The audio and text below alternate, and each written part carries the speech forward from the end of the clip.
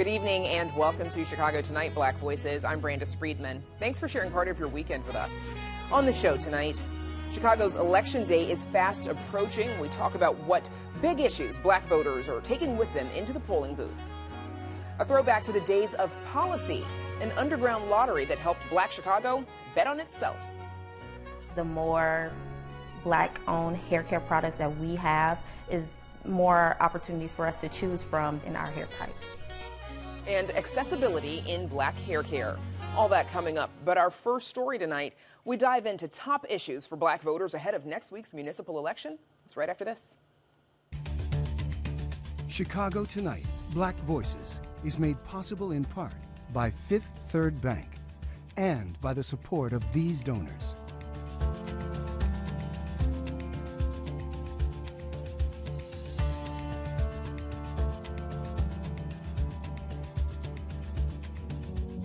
At Fifth Third, we believe when diverse voices are heard and empowered, communities are made stronger, lives are made better, and the future holds greater promise for all. That's why we're proud to support Chicago Tonight Black Voices. Together, we can make a difference. Together, we can drive change. A new nonpartisan poll from Northwestern University is digging into what issues are most important for Chicago's Black and Latino residents. The survey found that among black voters, 54% say they'd like to see the next mayor reduce crime. 42% cite the rising cost of living and inflation. 31% want reforms to hold police accountable. And on policy, that same survey found 97% of black voters surveyed support more funding for youth programs. 96% want more affordable housing. And 95% support increased funding for all public schools. Joining us to talk about what's at stake for Black Chicago in this year's elections are Twyla Blackman-Larnell, Associate Professor of Political Science at Loyola University Chicago, Jamal Ray, Youth Leader at Communities United, and Kendra Freeman, Vice President of Programs and Strategic Impact at Metropolitan Planning Council. Thanks to all three of you for joining us. Twyla, let's start with you, please. You've said that economic development is something on many black voters' minds in this election season. Tell us what you think they'd like to see. Well, economic development spans a wide variety of areas. This includes affordable housing, it includes access to jobs, it includes job training programs for young people and young adults, particularly all things that relate to the big topic, which is crime, right? We know that blacks and Latinos in Chicago are also not happy with crime levels, and many of them are living in communities that are inundated with crime. And economic development is a tried and true tactic for dealing with crime, right? Police, as hard as their job are, they're often responding to crime, but job training programs, job opportunities, or just programs to help provide wealth growing opportunities in communities that can help deter crime. Giving kids something to do and giving people a way to make a life for themselves can help deter crime, and that's all economic development. That's improving our schools and all of those things that you just mentioned about that poll. Kendra Freeman, you've mentioned sustainable transit is a big concern for black voters. What do you think voters are looking for from candidates on that issue? Sure. I think there are a couple of issues related to transit. One is ensuring consistent and reliable public transportation. We certainly need higher quality services to support broad ridership and to ensure that this resource, which is a necessity to so many people, is not lost or decimated. Historically, when cuts happen because of low ridership, Black and brown communities are always disproportionately impacted. So we need to be able to also leverage transit-served locations as resources for development opportunities so that businesses and amenities and housing options are all connected through transit and accessible. I also think we need to make it just safer for people to cross the street and to use other forms of transit like bikes and scooters for shorter commutes. Jamal Ray, this is your first time voting in any election. Congratulations. What issues would you say young voters are most concerned about, and what are you looking to hear from the candidates as we get to Election Day? So some issues would be mostly the violence in our city, but also we want to see the displacement of people from different socioeconomic statuses not discriminated against. We want equitable changes in our communities, and we want to be side by side with those that we elect to help us provide these changes in our communities, such as resources like community centers, mental health support facilities, and also just different opportunities like job training for youth will be definitely something that we want.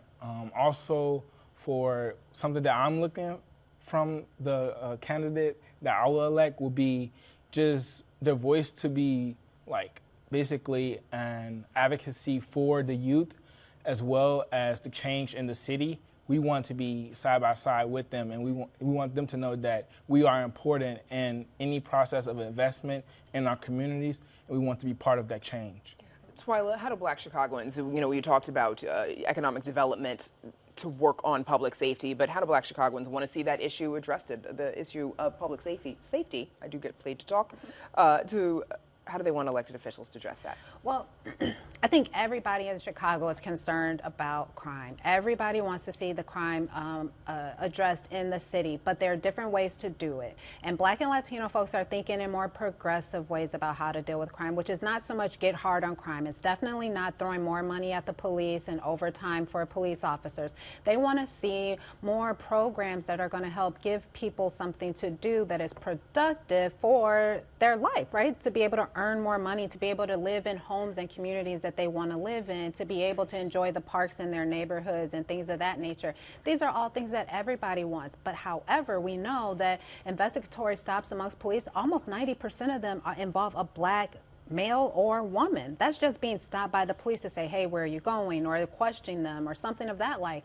Many of those turn into arrests. If 90% of the people that police are stopping and many of those are turning into arrests, then there's no surprise that almost 80% of people in Cook County and Illinois State penitentiary system are also Black men and women, right? 80% Black men and women. And so it's really important that we address the issues that lead to, right, this funneling of Black folks into the criminal justice system, which means that we need, one, more opportunities for Blacks and Latinos in the city, but we also need to address policing tactics and strategies and rethink how we address crime. Jamal, how would you like to see the next mayor address violent crime? I would like to see more community centers built for youth. I would like to see better streets. I would like to see just more investment as far as how we connect. That's what we want. We want connectedness. Putting more police officers on the street is not gonna provide connectedness when they're trying to, basically label us as thugs or different things that just basically brings down the people. We want to see more things that will connect us, such as community centers and programs that allow families to connect and also people of the community to connect. Kendra, 96% of Black people surveyed said they would support the city creating more affordable housing. What form would they like to see those developments take? And how important is an alderperson in that process as folks are considering what alderperson they might be voting for? Sure. I think housing affordability has always been a big issue in Chicago and continues to be. But I also hear, from communities, when you think about economic development, is also wealth building and creating pathways for people to have local ownership. We've seen some increase in commitment from the civic and public sector in support of BIPOC businesses since 2020. But we really need to sustain and grow those investments and also, address the structural issues that make it really hard and expensive to launch Black businesses in Black and brown communities. And equity needs to be a really explicit goal of that, including how development incentives are deployed, really having some strong outcomes that can be tracked so that public resources are deployed where they're needed most. Twyla, the city is losing Black population. How important is this election to keeping more Black people from leaving Chicago? The city is losing a lot of Black people. In the last decade, they have we've saw the proportion of Black folks decrease by almost 6% in the city of Chicago, while we're seeing the growth of Latino population increasing. And the political implications showed in this last year where we're redrawing electoral districts. And, you kind of see the zero-sum game politics happening where if we give Latinos the number of districts that they need and they, deserve, then that means we have to take away a Black district, right? And so now we have this increased competition between these two groups who really have more similar of a policy agenda than many of the other folks living on the northern side of the city. And so you really want to just see these groups come together because they both are in need of community centers. They're both in need of job training, affordable housing. They're both in need of better schools, and they should be working together. But as we see more and more Black folks leaving the city of Chicago, we're seeing more schools that are being underutilized, which means they have fewer students. We're seeing neighborhoods that are being more and more emptied, which means, you know, businesses are having a really hard time succeeding, especially Black-owned businesses. Yeah, so obviously a challenge to maintain the Black population in the city of Chicago. That is where we'll have to leave it. Twyla Blackman-Larnell, Jamal Ray, and Kendra Freeman, thanks to all three of you for joining us. Thank you. Of course. Thank you. Up next, Angel Edo and increasing accessibility for Black hair care products.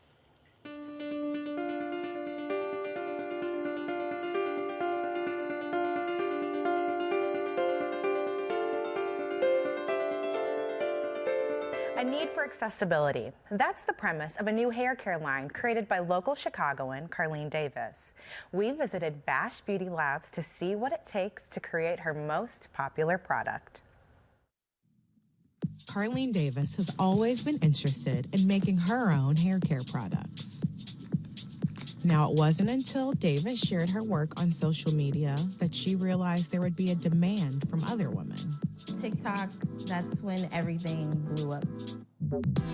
Hey guys, so I'm gonna do a quick get ready with me today. It actually started from me making a get ready with me, and I was doing my hair, and there was one comment like, oh, can you show us what products you use? So I'm like, well, I'm using my own products, so maybe that's like a way that I can showcase my hobby. So I made a video of me making edge control, and I thought it would only get a couple, like 100 views, you know, and it actually got over 1 million views. Davis put her business plan together in 2 weeks and soon enough began taking orders for her shampoo, conditioner, wax stick, hair growth oil, and edge control. It's very important to have high quality products. Your labels are very important, so how you present the products. The quality of pictures on the website is very important. And then marketing. So I know marketing can get very expensive, but I think with TikTok, it's free marketing. And with that, Bash Beauty Labs was born, featuring its primary product, Edge Control. Edge control is a staple in Black hair care. We are obsessed with our edges. And it's like a very strong, stiff gel. We want it to stay for a very long time. And we don't want our edges to move, which is very hard to formulate. So this is water, and this is like our oil phase. She showed me how that formula is made. Yeah, we're gonna pour this phase into the water. Okay. So like it'll start to gel. Creating Black hair care products is very important because I think most of the hair care that's on the market isn't really catered to us. With limited products created for Black consumers and Black hair types varying in textures, Davis says product versatility is imperative. With hair types, it goes based off how tightly coiled the hair is. So you have type A, B, and C hair, and then it goes from numbers 1, 2, 3, and 4. So some of our hair is coarser, and that is what we would call 4C hair. Yeah, it's really hard to find products for 4C hair because it needs a little extra strength, especially when it comes to edge control. We want edge control to hold our edges down, and with 4C hair, because they're so tightly coiled, sometimes it doesn't always stay that way. The more Black-owned hair care products that we have is more opportunities for us to choose from that can really work with our hairs and our hair type. Davis continues to use TikTok for her formula feedback from her customers. She says her goal is to cater to all hair types. When you look good, you feel good, and I just want to be able to help women feel great, feel comfortable with their hair, no matter the texture. Now, we've just seen what's required to start a business, but what happens when the business soars? Miele Organics, a Black-owned hair care company, merged with the conglomerate Procter & Gamble Beauty earlier this year. Now, this comes as Miele's popular hair growth oil grew in popularity after being promoted by a white TikTok influencer. Now, the move has sparked discourse in the Black community about the potential ripple effects that come with Black-owned businesses getting increased attention and support. Joining us now with more are Brenda Johnson, a licensed cosmetologist and natural hair care beautician at B Styles Beauty, and Timbra Dye, lead creative strategist at Target headquarters. Brenda, let's start with you. Getting into support, as a business owner, do you think P&G's investment in Miel is a reason to celebrate? Definitely. As a business owner, that's the goal, is to get something like that worldwide and being able to make money off something that you produce as your baby. Now it's like, now everyone can get to it. Absolutely. Now, Timbra, doing work at Target as a lead creative strategist, do you think that consumers are actually paying attention to who owns the companies that they're making purchases from? Yeah, I do actually. So one thing that I get to do at my job is truly identify cultural trends. And I see from a lot of the research that folks are actually increasing how they find what businesses are being owned by actual Black-owned founders or if they've been sold off. So that is a trend that is increasing in the consumer space. So there is a fear that in the Black community that the Black-owned businesses are only supported when they receive a certain type of recognition, or that once these Black-owned businesses receive support, the products for the intended target audience, I apologize, will change. Do you all think that Miel's partnership with P&G is a reason for concern? Brenda? I don't think it's a product for concern because she is very still hands-on with her company. She hasn't completely given it away. She is still CEO. So we have definitely confidence that she's going to keep it still an amazing product as it is. Absolutely. Timbra, what are your thoughts? I would agree. Seems like she's making smart business decisions, totally understanding from my own perspective that what it takes to go into a business, the amount of resources that are required, you need that. You need something that's going to help you scale.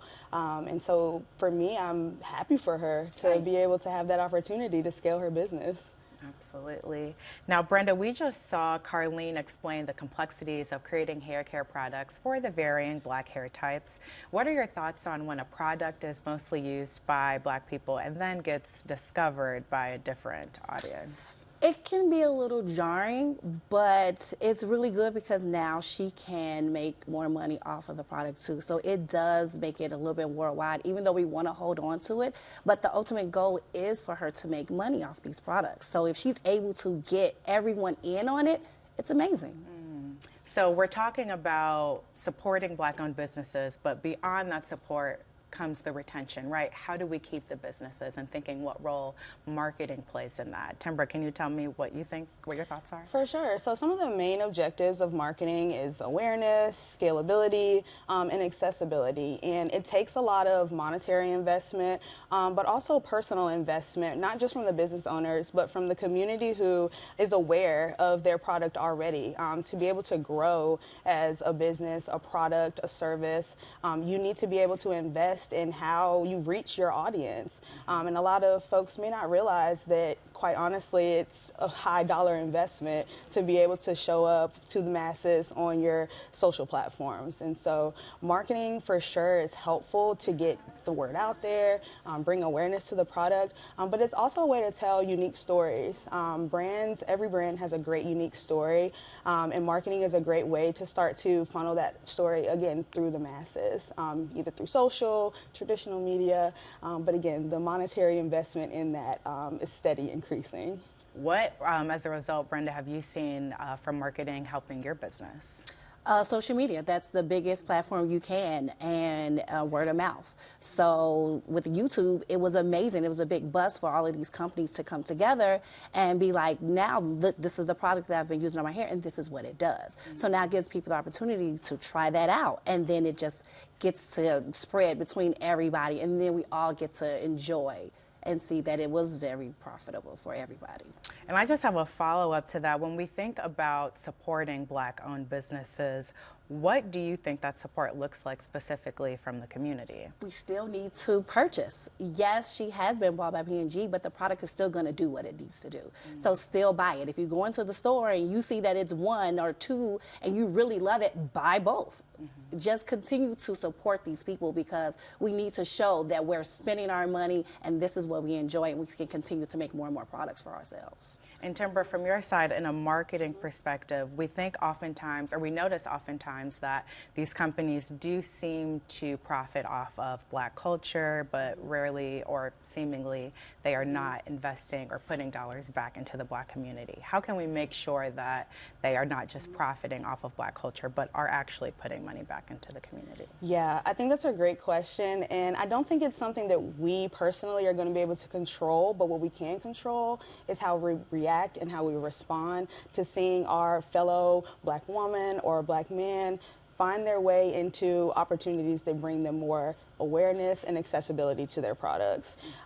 We hope, of course, that companies are going to do right by our communities by offering investment to us from a startup phase, from a growth phase, and retention phase. But at the end of the day, we have to truly rely on ourselves as a community and essentially mobilize in a way that supports one another, because Black commerce, I mean, we're one of the highest growing potential, in the world right now, quite honestly. So if we continue to support one another, it's only, up from here. Right. All right, ladies, we have 1 minute left. Final thoughts. Brenda, let's start with you. Why do you think increased representation of Black-owned brands throughout the years is important? Because we do need to see ourselves. And if we can see ourselves on a global platform, it's even better. It's a win-win for us all. Absolutely. Final thoughts from you, Timbra? Well, again, wanting to support Black-owned business has to truly come from the heart, and I want to encourage every Black community member out there to support your local Black-owned business. Support the ones who have access and an opportunity into large corporations, because it's important at the end of the day. If you don't support them, they don't get to feed their family, they don't get to support, their counterparts and the growth and opportunity that they have ambition for. So support is really important. Great thoughts, ladies. Well, our thanks to Brenda Johnson and Timbra Dye. And back with more Chicago Tonight Black Voices right after this.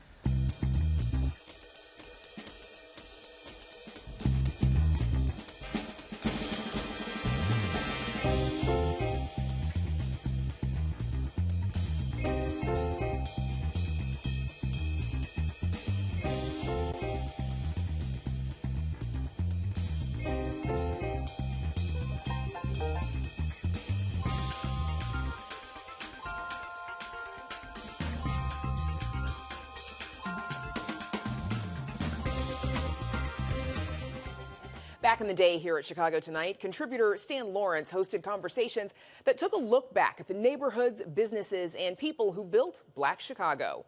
In this 2004 throwback, Lawrence spoke with author Nathan Thompson, who wrote about policy, that illegal gambling racket that also served as a powerful economic force for the Black community in the first half of the 20th century.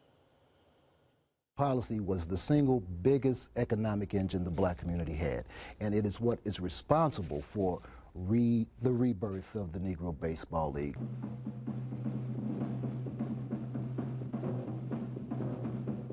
There was a period back in the very early days of the Negro Baseball League, financially, it fell apart. So gambling funded the Negro Gambling League? funded, specifically policy money. Really? Yes, Gus Greenlee in Pittsburgh rarely gets credit for it, but it was really Gus Greenlee who was Pittsburgh's major policy king, along with guys here in Chicago, because every year all of the great East-West classics were held here in Chicago at Comiskey Park and what have you, and it was the big attraction of the year. We bankrolled the career of Joe Louis, who of course goes on to become heavyweight champion of the world. And on and on and on. We're talking about doctors, dentists, lawyers, insurance practice, on and on and on. Any legitimate occupation, anything that you can go and get a job doing, you could have that same job working in the policy business. You did. Well, since the policy business was so large of a financial institution, it must have had or seen some impact of the Depression. You know what? We're talking about the Depression, 1929, the stock market crashes.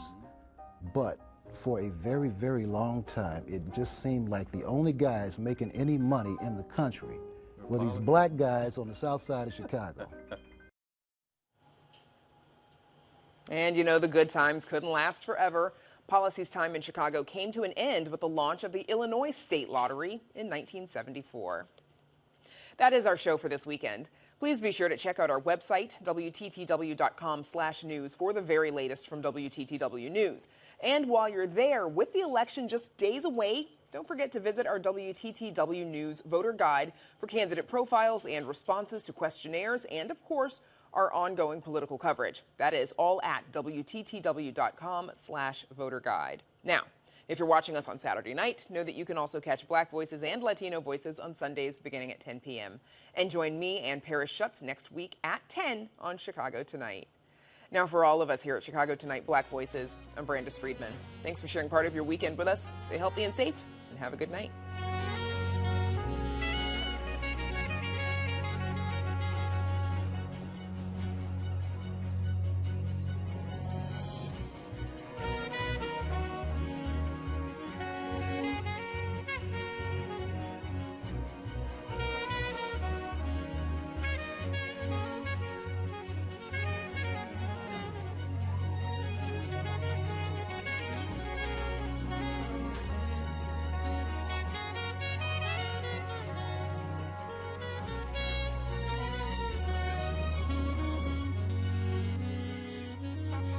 Closed captioning is made possible by Robert A. Clifford and Clifford Law Offices, a proud sponsor of diversity, equity, and inclusion-focused free continuing legal education for lawyers throughout the region.